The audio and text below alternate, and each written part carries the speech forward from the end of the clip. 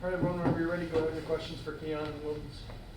Wildens, you could tell straight from the jump that you kind of had like an extra gear out there in terms of intensity and urgency and everything. What was kind of the mindset going into this game for you? You know, coming off a win against URI, you know, just trying to take every game one step at a time. My mindset was just, you know, play aggressively and play as hard as I can, so, you know, we could help each other out and share that energy with everyone else. Isaac was saying after the Loyola Chicago game how you were kind of like, all right, we got to be in survival mode now. I guess when did you come to the realization that that's like what the team has to do, and like kind of with their backs against the wall, change the mindset and the way they kind of go about everything? You know, every single game is survival mode. You know, like no matter what. But I felt like that game I expressed it a bit more. You know, I felt like, you know, our team needed to encourage each other. So I decided to share that with my teammates. Keon, Frank said yesterday how he was going to have a plan to kind of go against the long Dayton defense in terms of passing and everything. What was that plan, and what kind of did Dayton do to make that so difficult?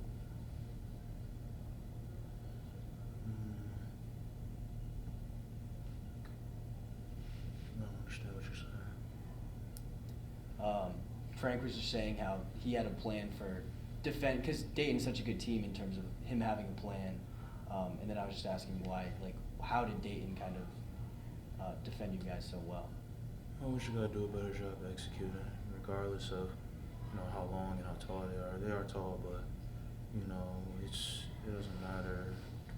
You know, we didn't execute. That's really all it is. Wilkins, you went one-on-one with Holmes for a lot of the game. How hard is it to guard a player of that caliber? You know, Holmes is very talented. I give credit to him, and I respect his game. You know, it's just basketball. You know, have fun. Just a lot of guys. I played a lot of good guys. You know, just having to stay on my feet and stay solid. You know, do my best to get stops. RJ finished today with 21 points, 9 rebounds. How have you seen him kind of progress into that maybe go-to scorer since Noah went down, but then now, of course, Matt as well? You know, I'm happy for him. RJ's a really talented player, so I'm just really happy, you know, he stepped up and, you know, since he knows that we need more, you know, scoring, so, you know, he took on that role and he did what he had to do to score more points for us. You know, there are multiple moments, especially in the first half, where you very much were going downhill all the time, really getting aggressive to the rim. Was there something that just sort of flipped inside of you, like, I'm going to get to the rim at will, pretty much? It was just me making the right reads, and just following the game plan, how they was playing the ball screen coverages. You know, they showed a lot, and then whenever they didn't show, it was an easy drive.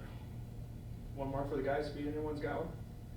Wildens, with now the week off, I know you've been dealing with the knee tendonitis. How helpful will it be to have a full 7 days in between games for you going down the stretch? This is very helpful, to be honest. I feel like, you know, any off day, you know, I could get to recover. You know, I take those off days seriously for my knees, especially, so it's going to be very helpful, especially, you know, the 7-day stretch that we have. Great, thanks, guys. Thanks, guys.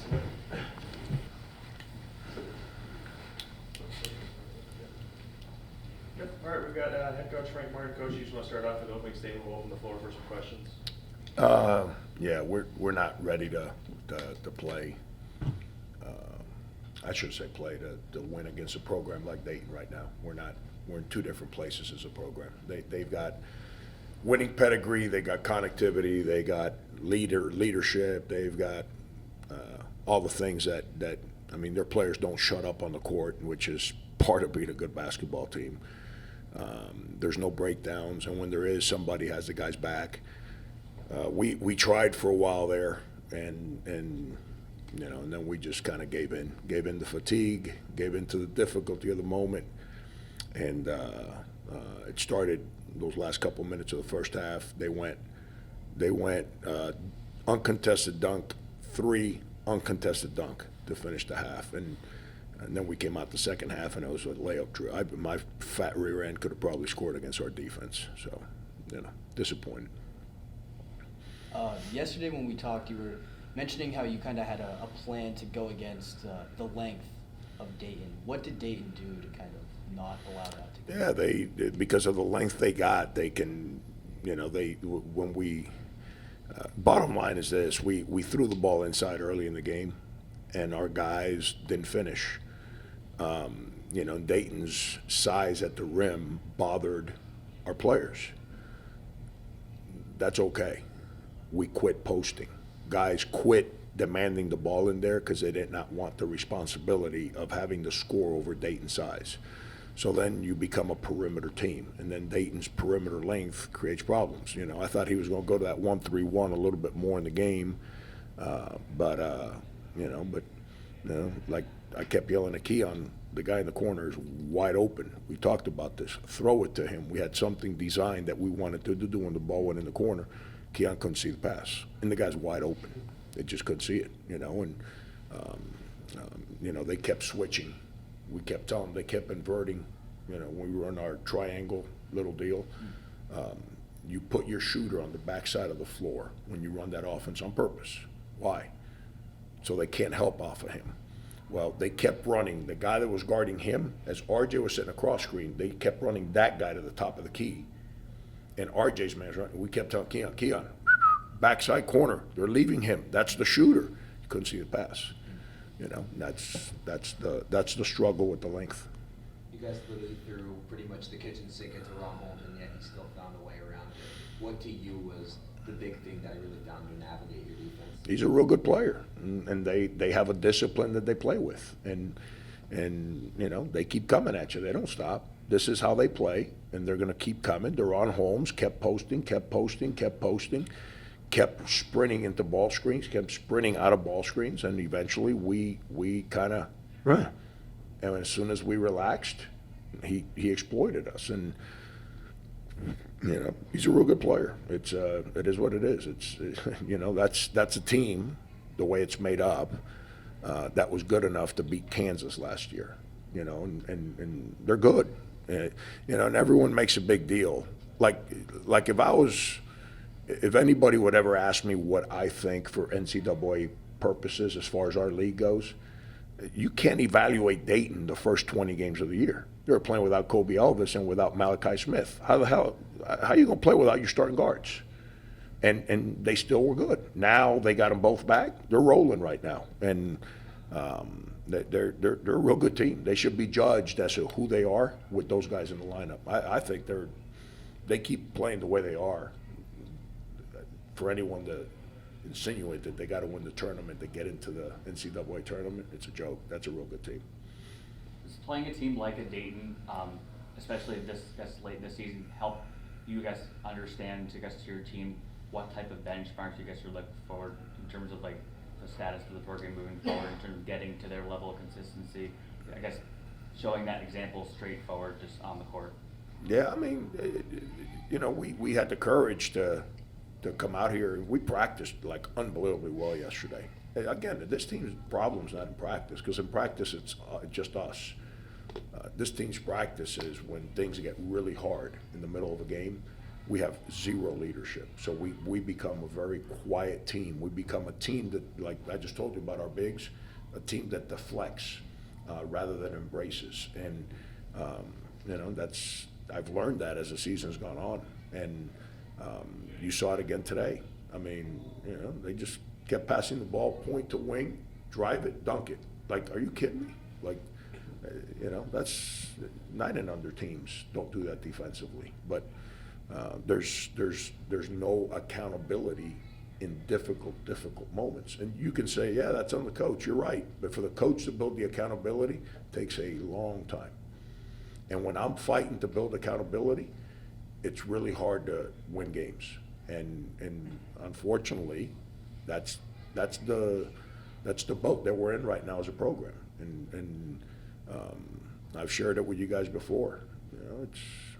We used to build accountability, and guys my age, we overcame that difficulty and survived and actually became pretty successful men.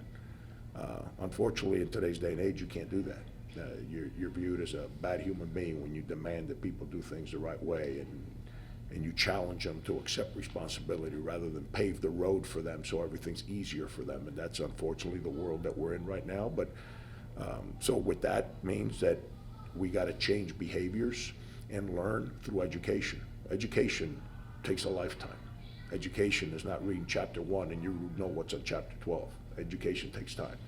And the way we're going to do it is we're going to do it through patience and education and keep growing and pushing until we create that leadership that I'm speaking about. You just said, going back to what you said about the two programs being at different stages, Mhm. how much of what your dear friend Anthony Brandon's done there can you take into this project? Do you bounce ideas off of one another?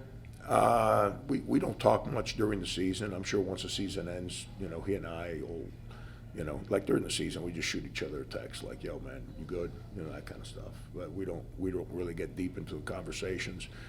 Being in the same league, it gets a little uncomfortable because business gets in the way. But when the season ends, I'm sure we will. But, when you watch Dayton play, he and I are cut from the same cloth. So when you watch Dayton play, that's what we're aspiring to become. And we're not there. It is what it is. It's no other way to word it. We're not there. And we'll get there. It's going to take time, but we'll get there. This is your 7th game facing up against Anthony Grant, and you told us yesterday how much you don't enjoy these games. What was the emotion of seeing him for the first time and just talking to him, whether it was before the game or after the game? Yeah, I'd seen his passion, his enthusiasm for competition, watching him like yakking at his team and coaching and fighting with the referees. That made me really happy because the past 10 months have been really difficult for him, and that's his passion, man. It's helping young people, and so that was fun. That made me. I feel like right now because our team we didn't put up a fight in the second half, and I'm a lot of things, but I'm a fighter, and when my side don't fight, I don't go home very happy.